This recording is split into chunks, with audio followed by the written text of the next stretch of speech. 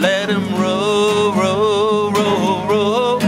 I'm not an advocate of anybody who holds signs. I think that's crap, man. I think that's bullshit. You know, I believe that you try to make an effort somehow. Whether we stay at hotels or whatever, but it's kind of hard to stay off of the street if you ain't got no income coming in and you ain't robbing and stealing.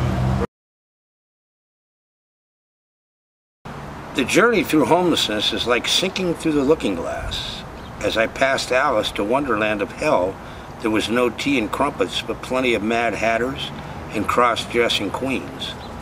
Seeing homeless to the left, homeless to the right of me, and as my slide continued, I started to think maybe somehow, some way, I could make a change for the better. But how and what changes that I hadn't figured out yet. What kept you in Vegas for a year and a half? Financial situations. I had no money. I didn't want to come back to LA. I felt like I disgraced myself. I felt like I'd been strong my entire life. I was looked upon as a character with strength, and I felt that I was nothing anymore. I was disgraced to come back to my hometown. Eventually, it got to the point where a friend of mine I contacted offered me a job. And I'd been burned out with Vegas. I knew I couldn't make it up there anymore, man. I knew that death was imminent if I stayed there any longer.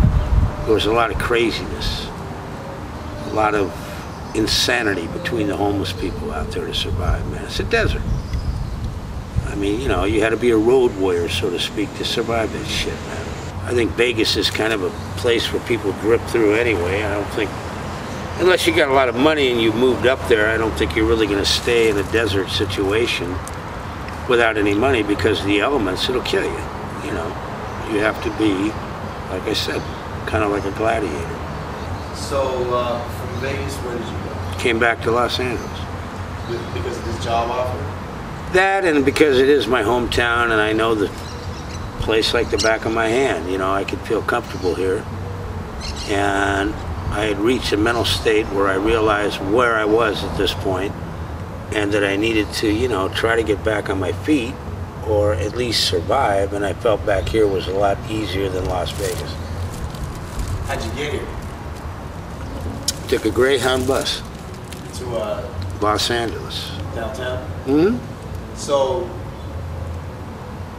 when a homeless person jumps out of the Greyhound station in downtown LA, and he sees all the homeless people right across the street.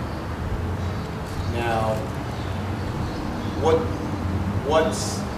would make a homeless person go hang with them, and what would make another homeless person say no thank you and go somewhere else? Well, me being from here and being from the beach area, I knew that I felt more comfortable down here, knowing the spots that I was accustomed to, plus the fact that I'd gone through that mental trip where I wasn't a lost soul anymore, so I didn't need to be amongst the lost souls of Los Angeles.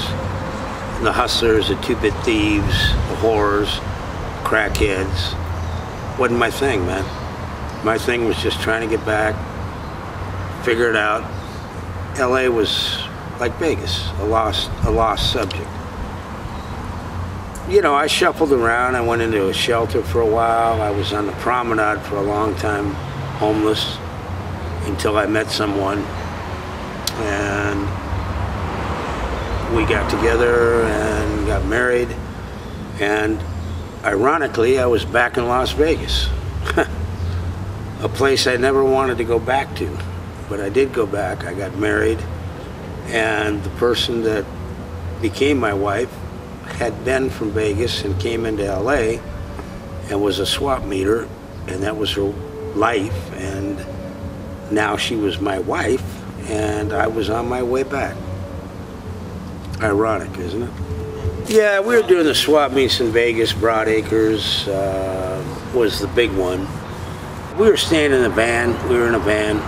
My wife, I love her to death, but she would always say we weren't homeless because we were living in a van. So her idea of homelessness was apparently the back of a dental office or an alley or whatever.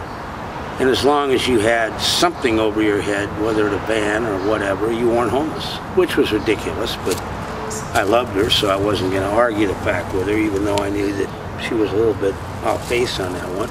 We did the swap meets on and off for about four to 5 years. We didn't make a hell of a lot of money, but we survived, you know, and the bottom line, there was a pretty strong relationship for a while, but my drinking was bad. The overwhelming depression of being homeless, just, I kept drinking, you know, and I wasn't a good husband. And it cost me my wife eventually, of course. Well, we were in Amarillo, Texas, and we were busted. And we got a job from Labor Ready. We were waiting tables at a high school function. And it was ironic because I actually was having a good time. I'd never been a waiter, and I probably never will be again, and I wasn't know if I was that good or not, but I got along with the people. She hated it. We made the money, and then all of a sudden she said, "I don't love you anymore." And I said, "Is that right?" Now, we were on our way to New Jersey, which I was looking forward to because I'd never been on the East Coast. And she said, "This is it. We've broken up before, but I don't love you anymore, and this is it."